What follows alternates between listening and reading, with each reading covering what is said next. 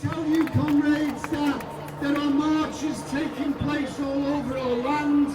In Glasgow, there are tens of thousands of people marching. And I want to say a huge thank you to all of you who've come out here today in order to send a message to the political elite.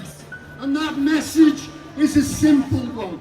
It is that if they think that they won the war of austerity on May the 7th, they better think again.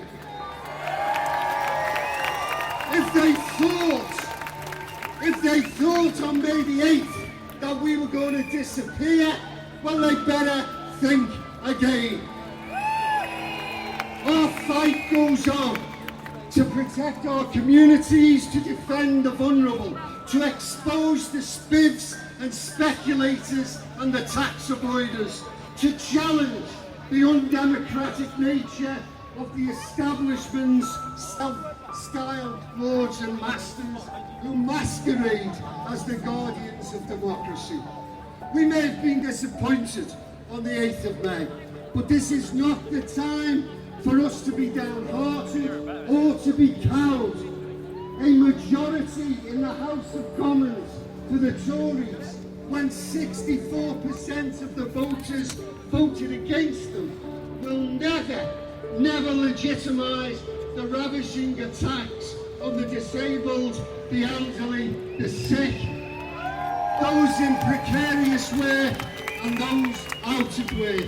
It will never legitimise the poverty and human suffering caused by the greed and gluttony of unaccountable vested interests.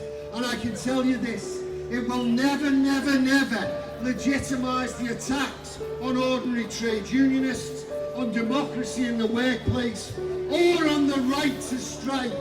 So let me warn this government once again, push us outside of the law and you will be responsible for the consequences, not us.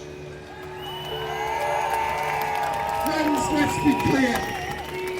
The battle ahead is a defining one for all of us. The outcome will define not only our country, not only the lives we lead and that of our children, it will define the generations that have still to come. There's one abiding principle that runs throughout the history of humankind, that each of us, working together, should seek to build a better future for our children.